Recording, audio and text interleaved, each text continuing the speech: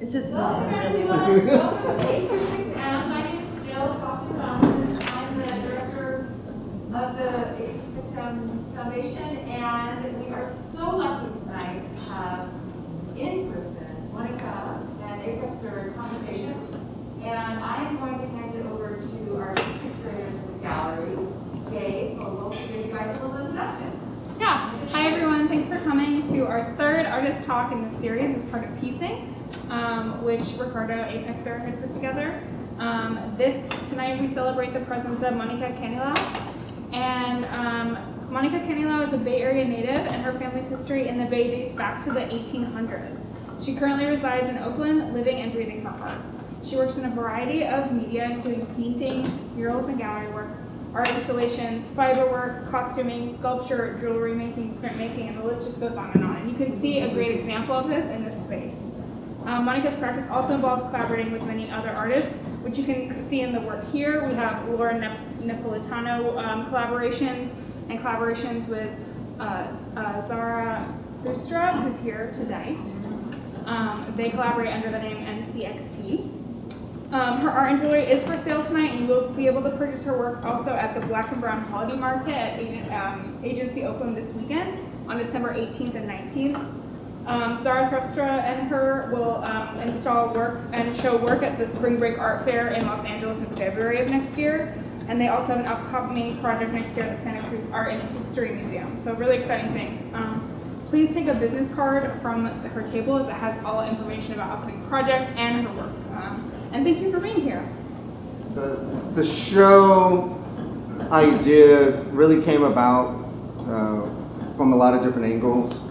And over here, there's some samples of my earlier canvases on the wall that I've sewn together. My background is in street art, public art, murals, writing, culture, and I wanted to always just keep pushing the envelope and the element of what that means, what it sounds like, what it is, the action of it. How do you hold the feeling and transfer it, but still honor the environments that you're in? There's a lot of different stories of participating in that culture and how you kind of mirror the environment that you're in. So with that same thinking, when it came to a gallery practice, I wanted to figure out a different way to approach that. If you guys want more information, we can kind of go into that later one-on-one. But in this space, I'm working on cutting up the canvases and then re-quilting them back together to create a new abstract language, but still honoring two American histories of quilting and writing in public spaces. And with that, the name Piecing comes from that.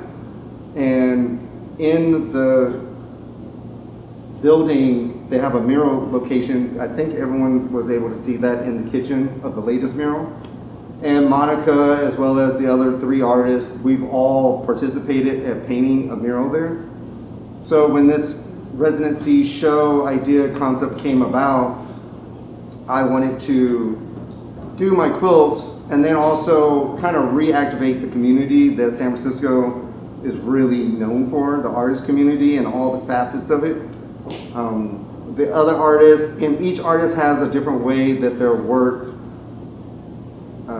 corresponds or relates to quilting, fabric, textile.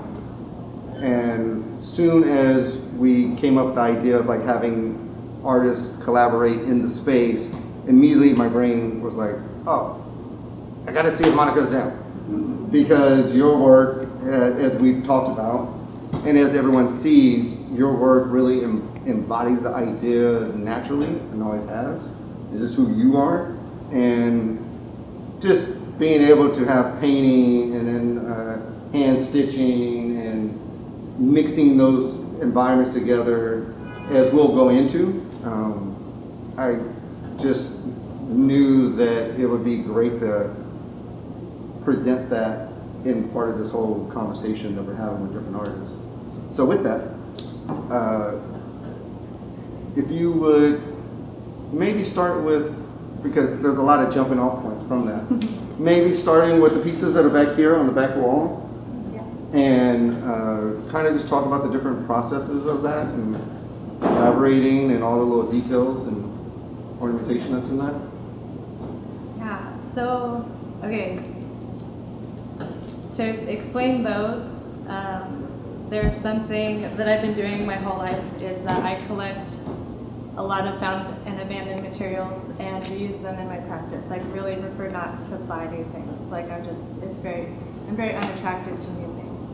I like things that have a history, that have seen life already, that people have discarded and like maybe could use a new iteration, new life. So I used to find these parlor portraits at the flea market and just in abandoned buildings, especially in Detroit. And I started making these parlor portraits where there was like an assemblage that gets built up around their narrative. Because most of these people are like hundreds of years old. Nobody is alive anymore that has known them. And most of them are pretty like colonizer, like old, very refined.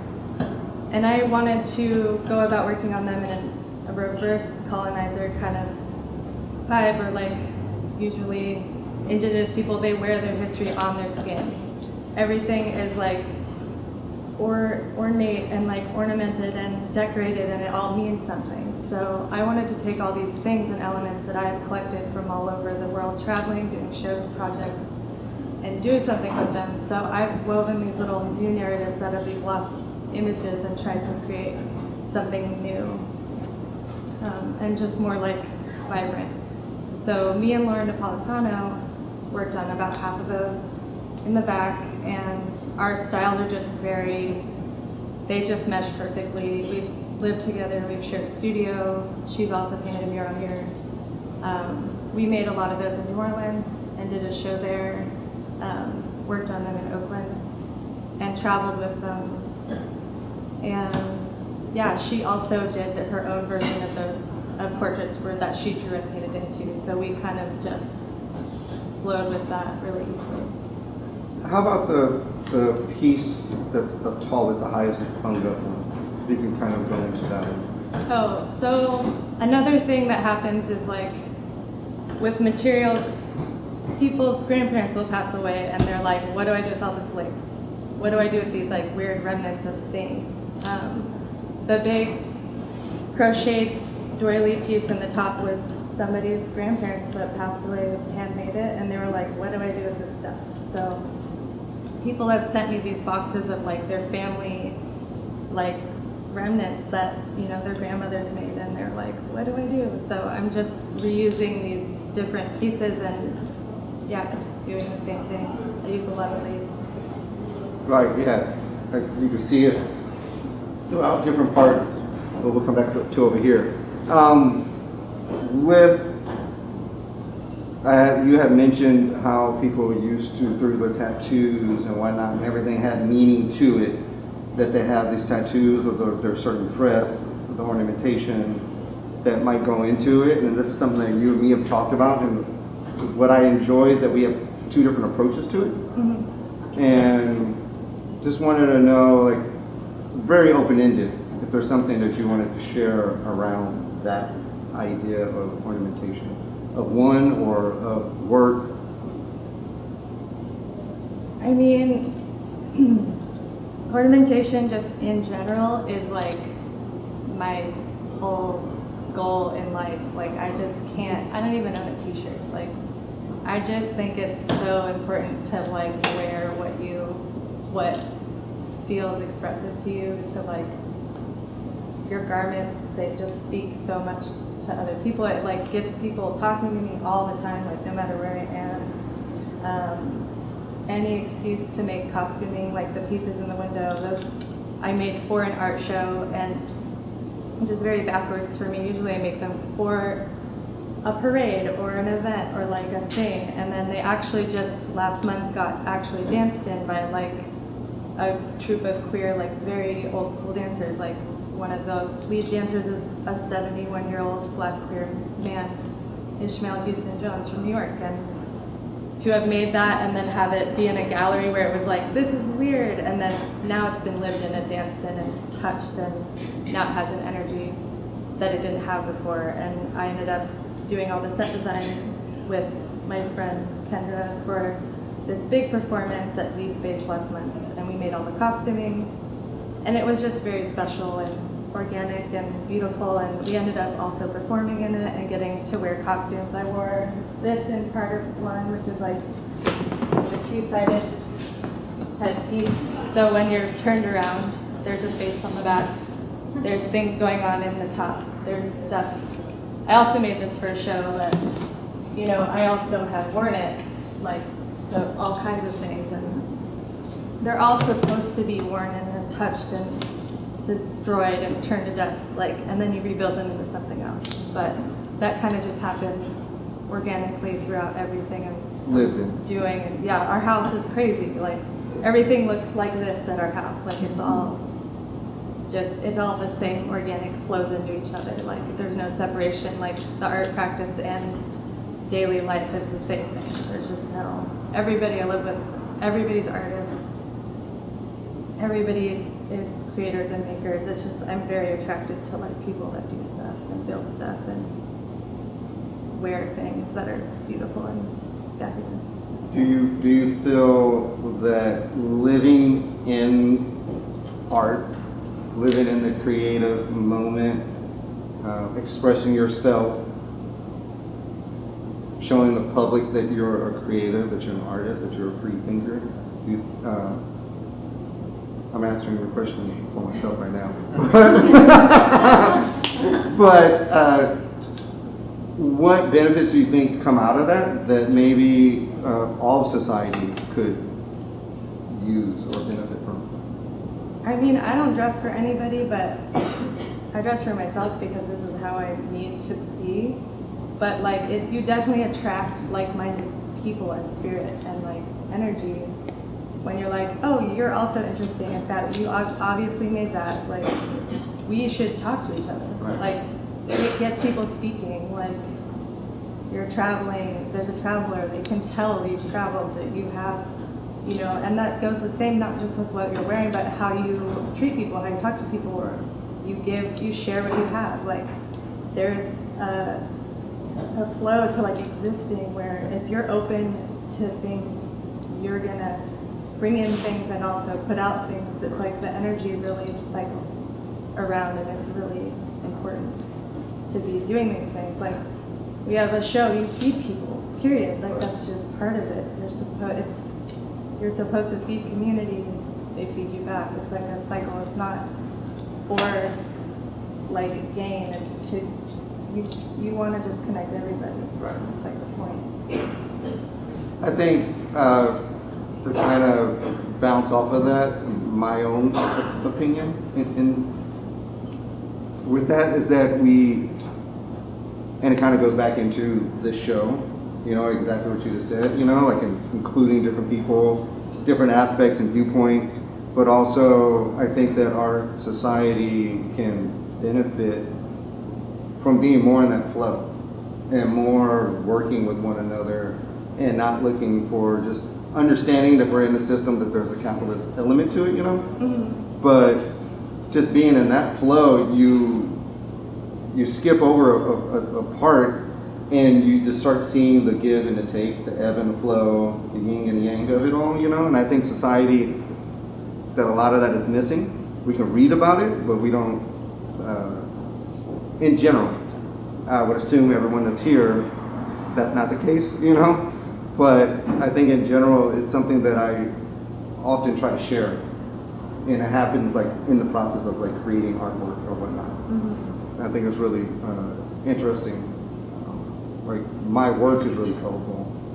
And that attracts a lot of people that come in, like when I'm painting the work, they want to know what's going on. And that's at the utmost that I'm completely open. You know, like I'm downloading information and putting it into the work. And I'm completely open, and then that's when I talk to people all the time, and I what I was just speaking on is what I see. Like, I encourage, like, no, nothing's wrong. Here, this is what this is, you know. Mm-hmm. Like, share it, like, feel comfortable in that process. And you know, you saying, hey, I dress for myself. That's your comfortability, you know, mm-hmm. And that's refreshing, always has been. But Yeah, and the same as like I'm uncomfortable. Like I forgot my rings, I felt naked. Like and I had to have my mom bring them. Right. You know, like I'm not wearing earrings, I feel really like not weighted down. I feel like I'm like not as grounded Right. without my jewelry on. Right. I like don't know how to wear like a plain outfit. Yeah. I just don't know. I did. I feel uncomfortable. Yeah, if I can't wear my clothes. So. Right.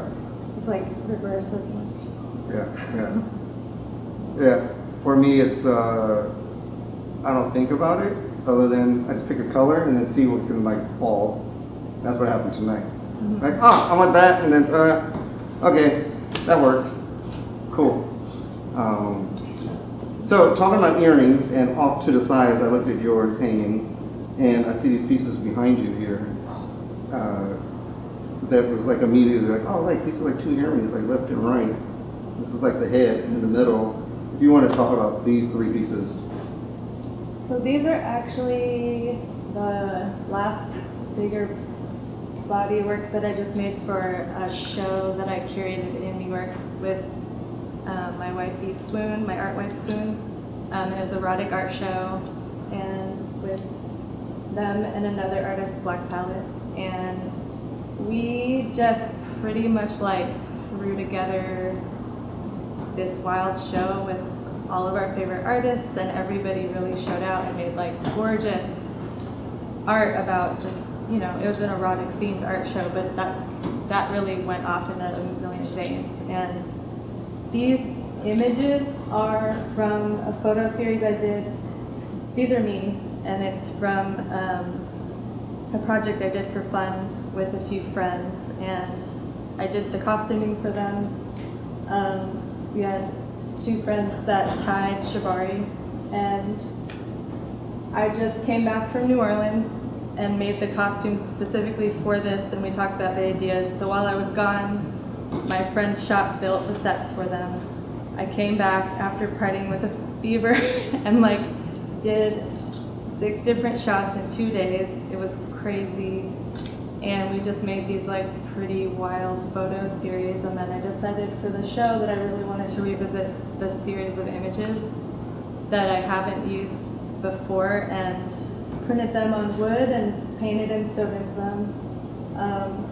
The same thing with the gifting. My friend Chase in LA just sent me these. I'm pretty sure they're African tassels.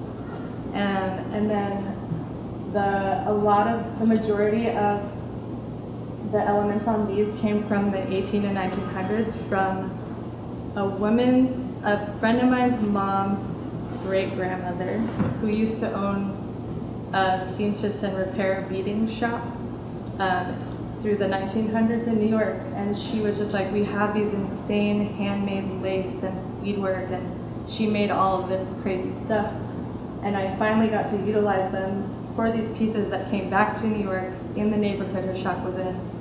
She sent me pictures of her. It was just like a very full circle, like beautiful thing to get to use these objects, and if you look at them after the talk, there's just so much detail and handwork that needs to be preserved and seen and like given life again, because they just have been stored in boxes for like 100 years. And she was like, you will use these, and I definitely did, and I'm so grateful to like be gifted things like that because they're just so fun to mess with. And there's another, I also forever used to use and save tea bags and make tea bag quilts. So like a bunch of the triangles up there, those are actually tea bags that are just cut and pasted in.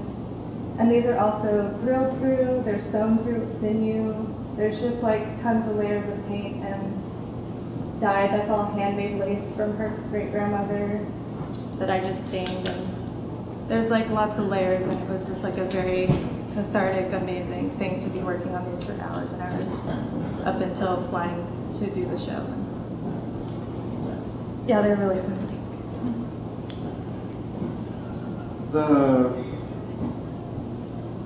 I keep finding something new every time I look at them.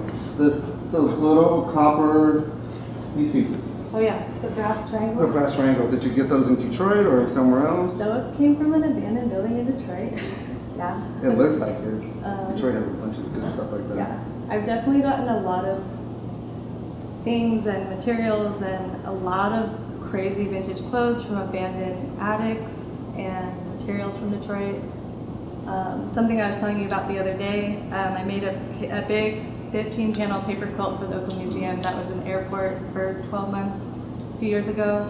And while I was working on that, I collected all the paper from abandoned buildings in Detroit, abandoned schools, abandoned bars, there was an abandoned funeral parlor, which was wild with like the neon pink fluids and yeah. But within going into all those buildings, I ended up, when I was working on those collages, I found a check that Rosa Parks wrote. So I have that just framed at our house. And just like the weirdest things, just finding people, and that came to me, which was really interesting, neat. Yeah. Pauses here. And we were speaking last time about her walking around in Spain and collecting things that people would toss away, and then she was like, I have to use it somehow and as part of the artwork. And you know, I'm hearing you speak. I know that this is part of your practice, and it's something about and then like as writers, what other people know as like graffiti artists, we just kind of like use whatever is at our fingertips to be able to create our artwork. And I think that that's, in a lot of places that you've been to, it's like the writer culture is right there with it. Mm-hmm. You know, and when those years you were in Detroit, like that was like a big boom. That was a wild time. It's not like that anymore. Yeah, no, I know. 2010 was like free for all. Like you do whatever you want. Like there's so many more buildings you could go and do. It's a different life. But those moments that society, my brain is always looking at it like those moments that society is like, oh, this is not good anymore, and it's abandoned, it's condemned, but whatever, there's no money in it, but yet artists go in and we find things like you finding a Rosa Parks check, you know, like that's something that nobody else would have found, you know, and probably just got bulldozed over. And that was that, you know, or all the different pieces that you pull out of it and you re-show, you hopefully create a question of like, what is that? Where did that come from? You know, or better yet, like what you're saying, that people are aware of it. It has that energy in it, that story. I think that's it's really cool, and I'm always as a practitioner of art, but also as an admirer, I've always enjoyed that. And then how about these two pieces that on the left and right? You want to talk about those? So those are actually the last paintings before these that happened. And so my roommate Hannah, that's sitting right back there, right there, they did a podcast called The Ritual of Perspective and asked me to create an image for the cover of it. So I did a drawing, and because I'm not a computer, I don't like filling colors in on a computer, it's just not my thing.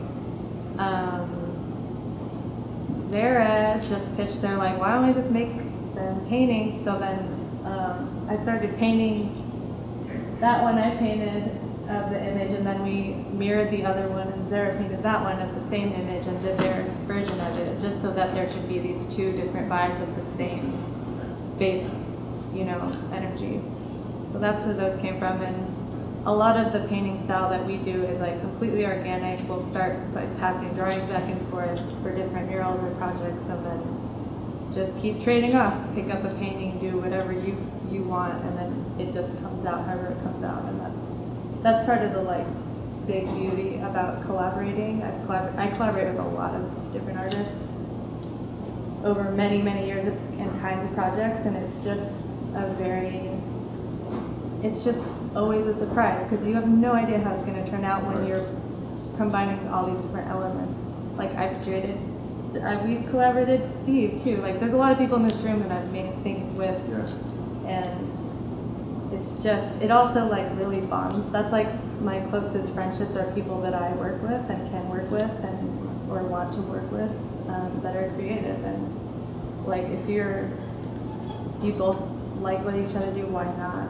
You know, I hands down will always choose to do a project with somebody else. I don't really care if I'm getting half a budget. I'd rather have the experience of creating something like extra than the money isn't like the priority. It's the experience and like the outcome and how you get there. Right. So, But that's a full life, yeah. you know, a way of living. I don't know how many people, most of you probably do know, if you could speak on you guys' show that was at Santa Cruz Museum, but more so about that collaboration and how that went about with to keep it shorter, I guess, the install process when you guys created down there? I mean, I don't know. They gave us the entire top of the museum, and me and Zara are both super workaholics, so we just worked and worked and worked and worked. And How long worked. did you guys install? 2-week install, maybe 2 weeks. And it was really cool because most of the people running the museum are all women or non-binary, which is not typical. Yeah. So it was like super refreshing to not have like a fully male group of leaders like telling you, and you know, it's such a different environment to get to work like that. And then the main point of that museum is it's an interactive museum. They want you specifically to have stuff that's interactive, which is very my style, their style. Like, I want people to experience stuff and touch stuff and draw on stuff and eat stuff. And so we had, we made risograph prints. There's some back there where we made a bunch of collages of different paintings of ours and then used our friend Unity's risograph machine, made a bunch of prints, and then we made stamps of different parts of our work. And then we had like a whole like graffiti wall kind of station where anybody could come and make their own piece and then put it up in the show. And take other people's and trade work and just like make their own art and show it in the museum, which is like really sweet for a kid to be like, oh, I can like do my drawing and have it up here too, and I can just trade it with somebody else or have it up for the show. That was really incredible. And we also got to borrow pieces from the museum, and we got to use 8 or 9 different pieces of historic work and things from the boardwalk, like from the original start of the boardwalk, and like other artists' work, like I forget what tribe's basket, but an indigenous beautiful hand-woven basket. And we got to just highlight this other work within the work of ours so that it had ties into Santa Cruz, which is like also really beautiful to get to have done and go through their archives. That's cool. Yeah, and the project that we're coming up, we're also, it's like part residency, and we're gonna get to go back into their archives to look at something specific. It was called the Venetian Water Carnival, which came before the boardwalk. It started in like 1857, I think, before, it's what brought power to Santa Cruz. So we're doing a project with the museum again next year, at the end of next year, and we get to make our own art boat and put on our own version of that. And part of that is going in and like investigating through locals of like the actual history of people that maybe experienced it or like in their family, and gather this history and rebuild this thing that made Santa Cruz Santa Cruz. The only reason it ended was because the boardwalk was built, and then it slowly faded out and became that destination.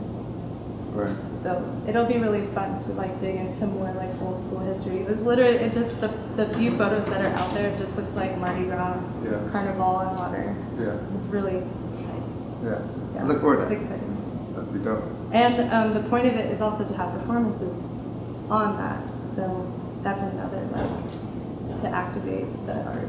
Yeah. Once It's, again, like, useful. full embodiment. Yeah. Living. Yeah.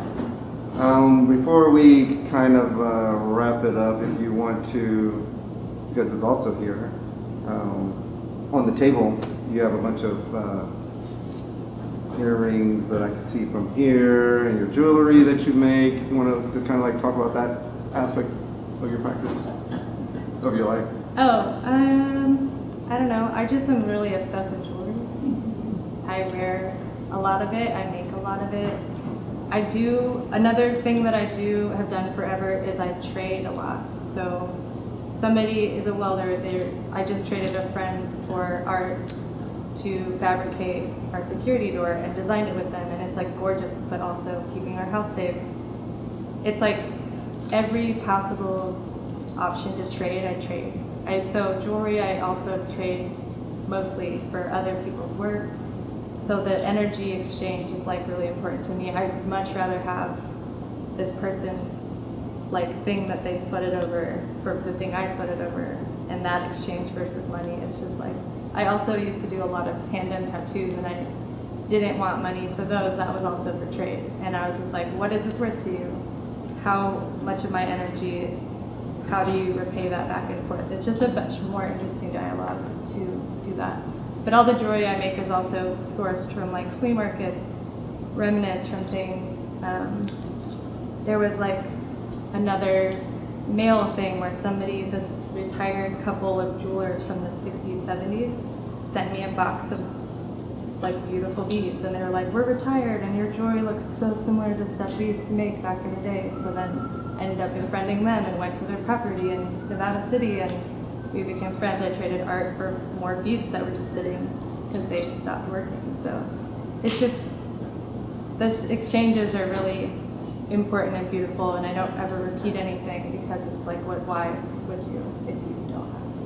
I'm not into mass production. It's like, I don't understand that. So everything I make is one of a kind, and a lot of intention, and big. I don't do small stuff. I'm not into it. Well, I'm with that. Thank you for sharing information and who you are, and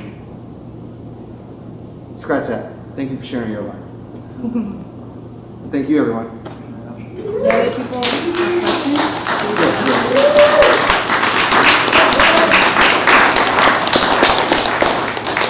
So if anybody has any questions, let's keep it like very free flowing. Just like throw them out there and go from that.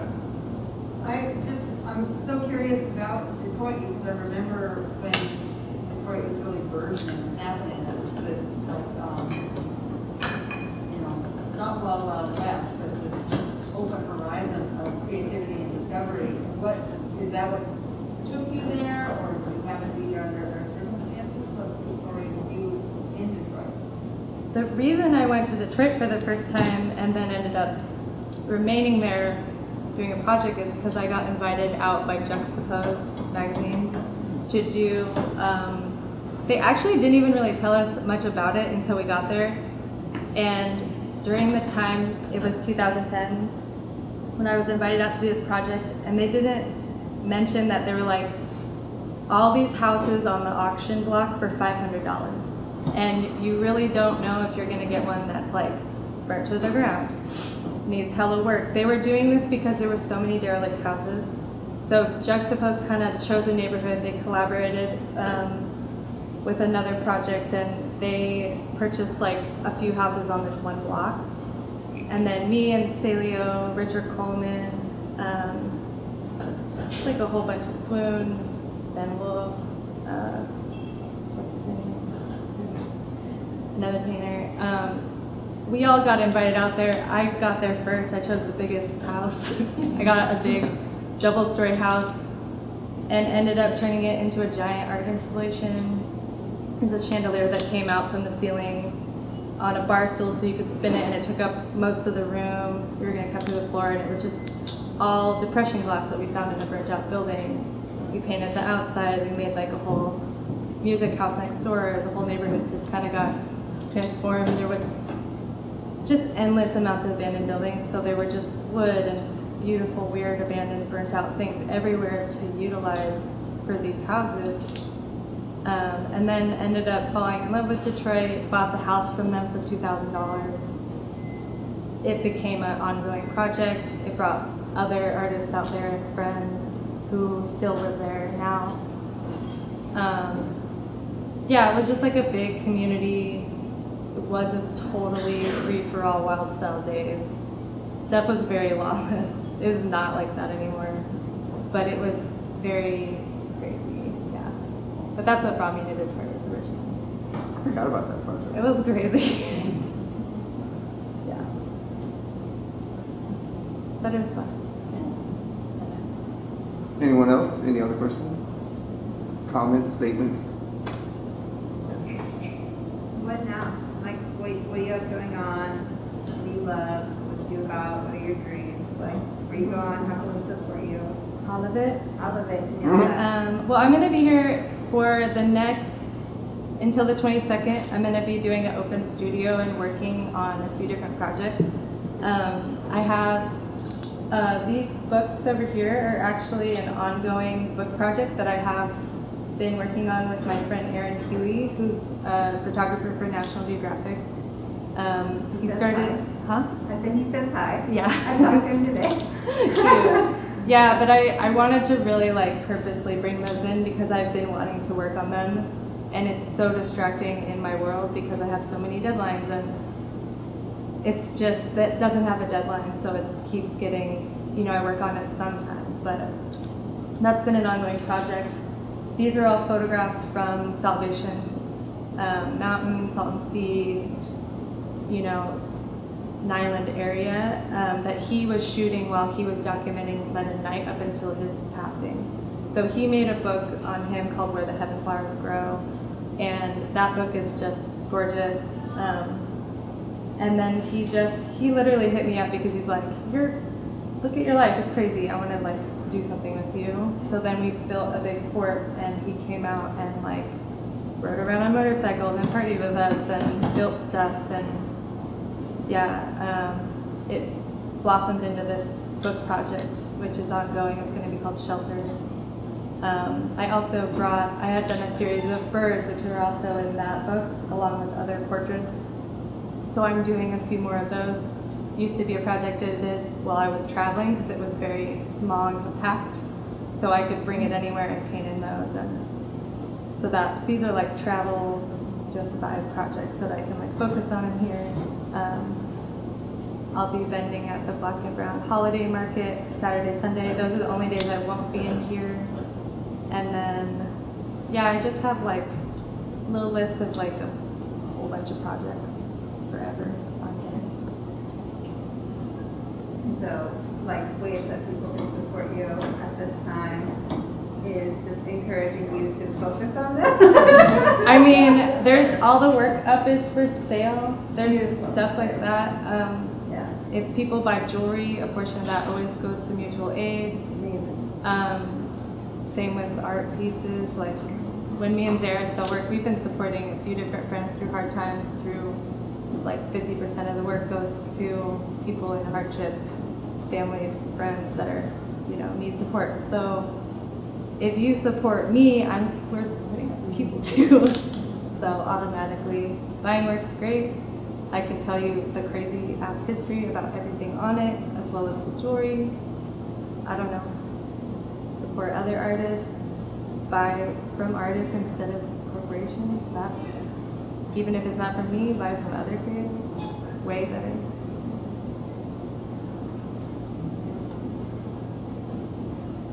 You got a question? You had something you wanted to say earlier. Oh, so what would you say is the biggest obstacle that you had to overcome collaborating with your partner? And how did you do I mean, collaborating with a partner is crazy. It's like, it's so beautiful and it's so hard, and it's like a constant navigating boundaries and communication, and I'm still working on that. And, you know, it's forever just gonna keep being hard and beautiful, and there's never gonna be like an even line. It's just, that's part of like love and friendship and navigating collaborations. There's no end point. It's just hopefully up and up and more and more.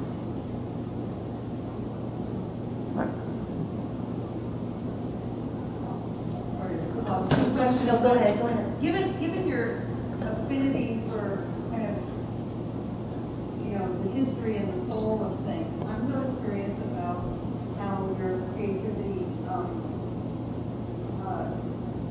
like blossomed in your youth, like in your family. Are there other artists? Do you feel like you channel, some voice that you knew, or that you were told about, or is there anything? I mean, were you ever discouraged, to be fully this, this wonderful wild creature that creates? Well, thanks to my mom that's sitting in front of you. Both my parents, like my mom went to school for art at Sonoma State and, got a massage and horticulture degree. Those are all beautiful creative zones and energies to be in. And my dad is a total wingnut, and he's a creator, inventor. He's always been an artist. He worked construction. He could build anything. Builds crazy freak bikes that are insane with sails on them. And all, he's endlessly creating and in his own world. And I really never got discouraged. I was always that weird art kid, and had a pen in my hand since I was, two months old, 2 something.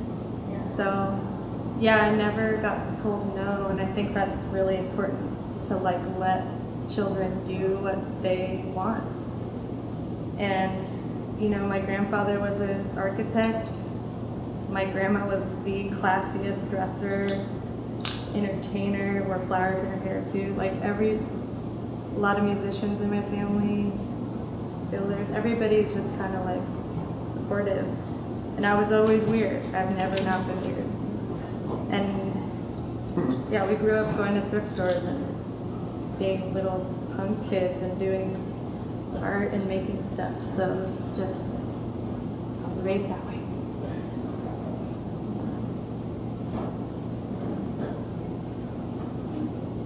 What was your question?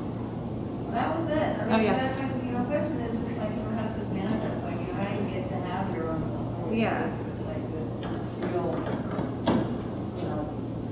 superhighway for launch. It's wonderful. I also have I teach a lot of kids on and off, art classes, and there used to be an art camp we did called Art Forts, and it was literally just teaching 1st through 4th graders how to use power tools and sewing machines and how to spray paint and do stencils and graffiti and build stuff with trash and make a fort, and just be we're not using anything new. We're gonna use what you have and see what you can do. And it really does open up kids' minds when they're handed a tool. You're you can do it. I'll show you how to do it, but you're gonna do it. And that really empowers children, and adults. I also teach with Creative Growth on and off, and do the Beyond Trend show every year when it's not COVID. And working with differently abled adults is amazing. Their minds are so amazing. You're I'm gonna rip off, you guys an amazing idea. That's just incredible. So I did a jewelry making workshop with them for a few days, right before COVID, actually. And it's so beautiful to skill share and learn. You learn a lot when you teach too. It's a big energy exchange. It's really important to let people go for what their ideas are. I think we have to cut it at this moment, but please continue to have one-on-one conversations with Monica or myself. And as Monica said before, we're both very much touch the art, feel the art, and enjoy it. Thanks for coming out.